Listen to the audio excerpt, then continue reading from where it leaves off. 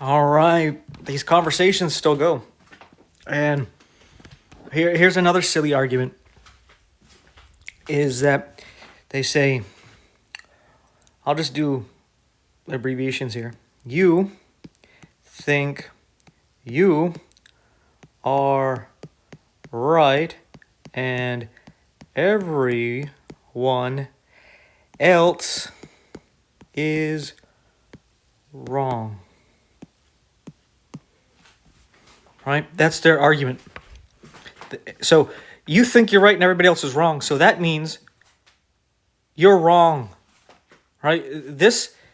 Making this claim, right, doesn't prove that I'm wrong. Right? Let's say that's true.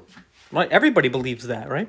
About themselves. They believe what they believe because they believe it's right. Even if other people think it's wrong, they still believe it. You know, even the people making this claim, the Catholics and the Orthodox, they believe they are right and everybody else is wrong, right? But they'll say, if I believe that, I'm arrogant. But if they believe it, it's not.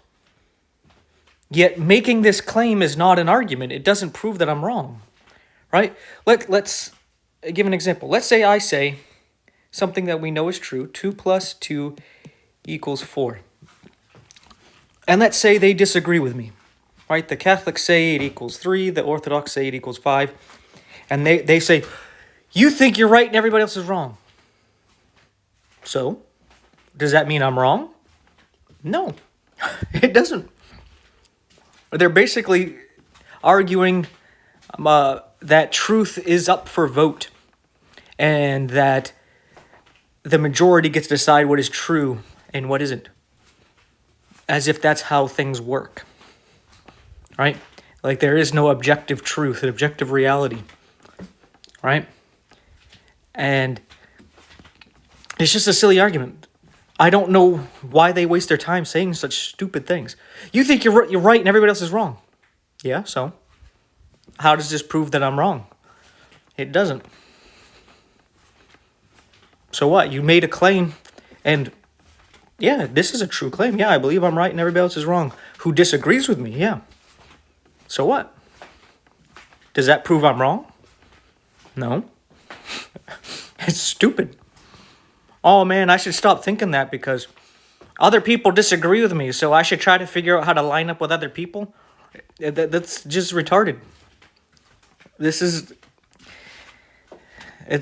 like I would say it was trolling, if not the majority of Catholics and Orthodox that I talk to will use all these same arguments that I'm putting in this series. Right?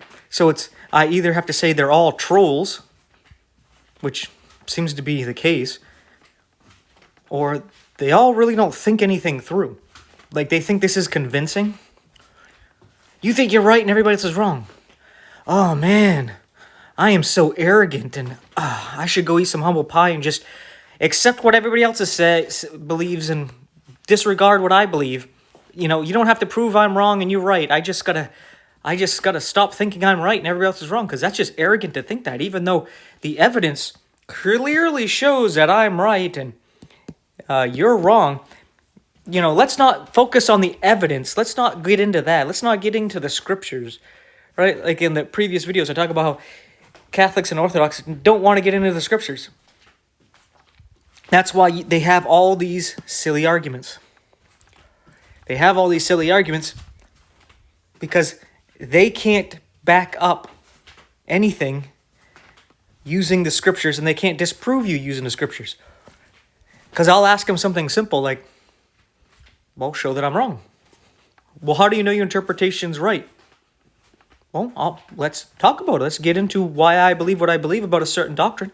I'll show you the scriptures, and you show me how my interpretation's wrong. No, I'm not.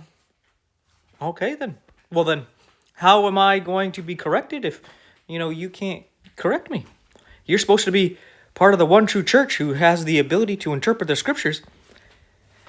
But then when we're going to get into the scriptures, you're not going to do any of that interpreting stuff. You're just... Basically, you just want me to shut up, turn my mind off and just accept what you believe for no reason. It's stupid. It's like the Borg or the Body Snatchers or something, right? It's just weird people. But anyway, thank you for your time and attention again. Just another silly argument here. If I'll make them as they come, right? They keep bringing up these silly arguments. I'm sure there's other ones that are just not on my mind. But today, they just been coming out with all of them. Like they're using every single one of them today. So there might be some others. And I'll bring them up. Just to try to show them the mirror. Right? So that they can have some humble pie here to realize these arguments don't prove anything other than they have nothing. They have no foundation. They don't have a leg to stand on. And they're grasping at anything they can to try to manipulate you into not thinking for yourself and just blindly accepting their church as the authority.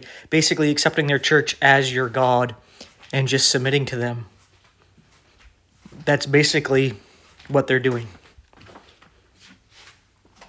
Because they cannot sit there and actually talk to you as an equal with respect and dignity and talk to you about the actual evidence, to actually get into the scriptures with you. Isn't that weird that these two groups who claim to be the one true church, they're not going to sit there and read the Bible with you and do a little study, right? They're not going to do that. They're just like, no, you just blindly accept what we tell you. And he's like, no, I'm not going to do that. Well, you're arrogant for not submitting to us. Okay, yeah, okay, well then I'm arrogant. Yeah, well, freedom. Praise God, right?